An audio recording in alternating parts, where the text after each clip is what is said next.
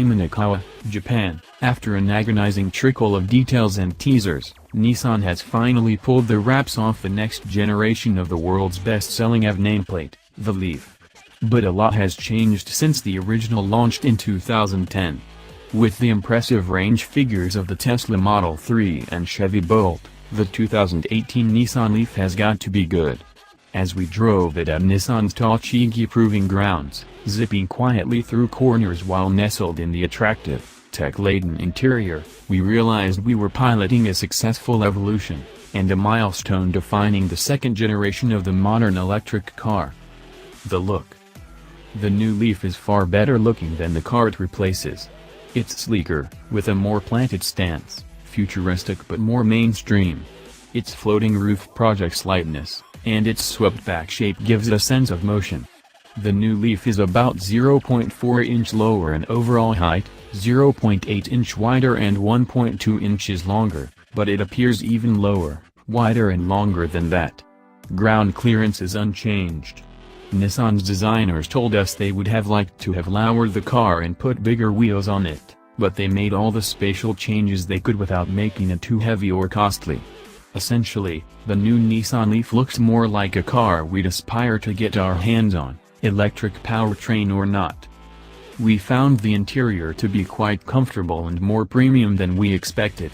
The cars we sampled had high-quality materials such as perforated leather seats with microfiber inserts and blue accent stitching.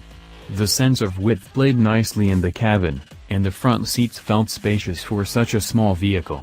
Even the rear seats were comfortable, with a good amount of legroom for a 6-foot-tall passenger behind a similarly sized driver. The floor felt high, though, in the back seat, and the ceiling was slung low overhead.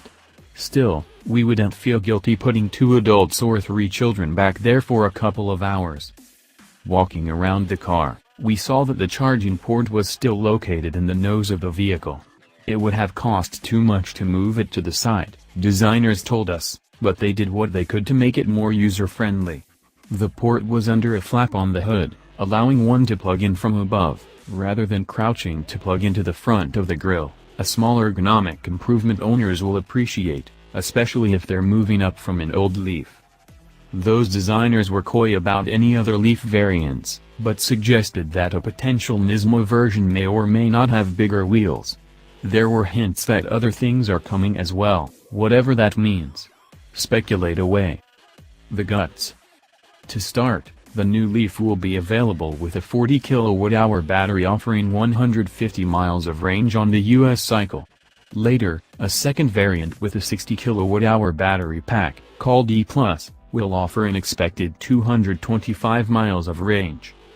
The new Leaf uses the same electric motor as before, but Nissan improved the electric powertrain.